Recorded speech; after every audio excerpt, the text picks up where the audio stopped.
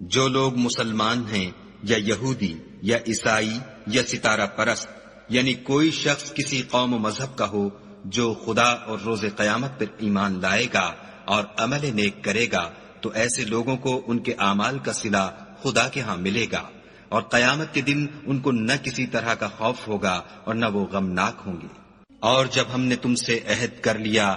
اور کوہ طور کو تم پر اٹھا کھڑا کیا اور حکم دیا کہ جو کتاب ہم نے تم کو دی ہے اس کو زور سے پکڑے رہو، اور جو اس میں لکھا ہے اسے یاد رکھو تاکہ عذاب سے محفوظ رہو، تو تم اس کے بعد عہد سے پھر گئے، اور اگر تم پر خدا کا فضل اور اس کی مہربانی نہ ہوتی تو تم خسارے میں پڑ گئے ہوتے۔ اور تم ان لوگوں کو خوب جانتے ہو جو تم میں سے ہفتے کے دن مچھلی کا شکار کرنے میں حد سے تجاوز کر گئے تھے، تو ہم نے ان سے کہا کہ ذلیل و خوار بندر ہو جاؤ،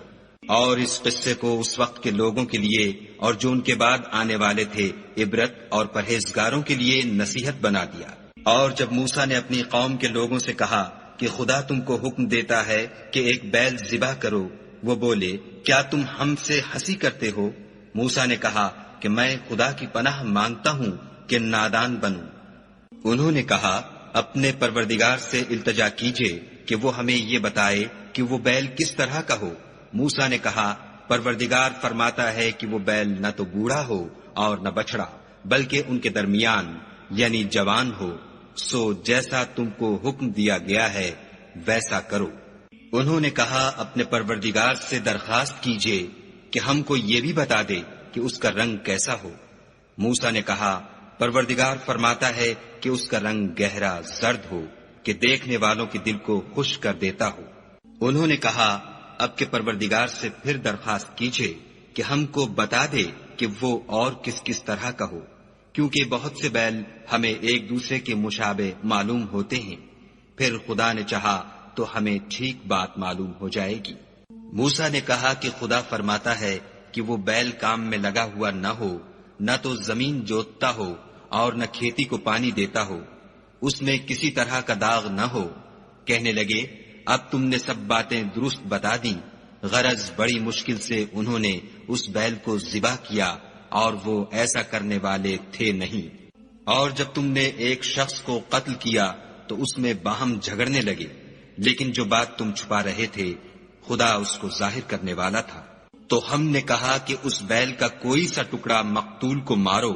اس طرح خدا مردوں کو زندہ کرتا ہے اور تم کو اپنی قدرت کی نشانیاں دکھاتا ہے تاکہ تم سمجھو۔ پھر اس کے بعد تمہارے دن سخت ہو گئے، گویا وہ پتھر ہے یا ان سے بھی زیادہ سخت، اور پتھر تو بعضے ایسے ہوتے ہیں کہ ان میں سے چشمے پھوٹ نکلتے ہیں، اور بعضے ایسے ہوتے ہیں کہ پھٹ جاتے ہیں اور ان میں سے پانی نکلنے لگتا ہے، اور بعضے ایسے ہوتے ہیں کہ خدا کے خوف سے گر پڑتے ہیں، اور خدا تمہارے عملوں سے بے خبر نہیں۔ مومنو، کیا تم امید رکھتے ہو کہ یہ لوگ تمہارے دین کے قائل ہو جائیں گے، حالانکہ ان میں سے کچھ لوگ کلام خدا یعنی تورات کو سنتے پھر اس کے سمجھ لینے کے بعد اس کو جان بوجھ کر بدل دیتے رہے ہیں۔ اور یہ لوگ جب مومنوں سے ملتے ہیں تو کہتے ہیں ہم ایمان لے آئے ہیں، اور جس وقت آپس میں ایک دوسرے سے ملتے ہیں تو کہتے ہیں جو بات خدا نے تم پر ظاہر فرمائی ہے وہ تم ان کو اس لیے بتائے دیتے ہو کہ قیامت کے دن اسی کے حوالے سے تمہارے پروردگار کے سامنے تم کو الزام دیں۔ کیا تم سمجھتے نہیں؟ کیا یہ لوگ یہ نہیں جانتے کہ جو کچھ یہ چھپاتے اور جو کچھ ظاہر کرتے ہیں خدا کو سب معلوم ہے؟ اور بعض ان میں ان پڑھ ہیں کہ اپنے خیالات باطل کے سوا خدا کی کتاب سے واقف ہی نہیں، اور وہ صرف ظن سے کام لیتے ہیں۔ تو ان لوگوں پر افسوس ہے جو اپنے ہاتھ سے تو کتاب لکھتے ہیں اور کہتے یہ ہیں کہ یہ خدا کے پاس سے آئی ہے تاکہ اس کے عوض تھوڑی سی قیمت یعنی دنیاوی منفیت حاصل کریں۔ ان پر افسوس ہے اس لیے کہ بے اصل باتیں اپنے ہاتھ سے لکھتے ہیں، اور پھر ان پر افسوس ہے اس لیے کہ ایسے کام کرتے ہیں، اور کہتے ہیں کہ دوزخ کی آگ ہمیں چند روز کے سوا چھو ہی نہیں سکے گی۔ ان سے پوچھو کیا تم نے خدا سے اقرار لے رکھا ہے کہ خدا اپنے اقرار کے خلاف نہیں کرے گا؟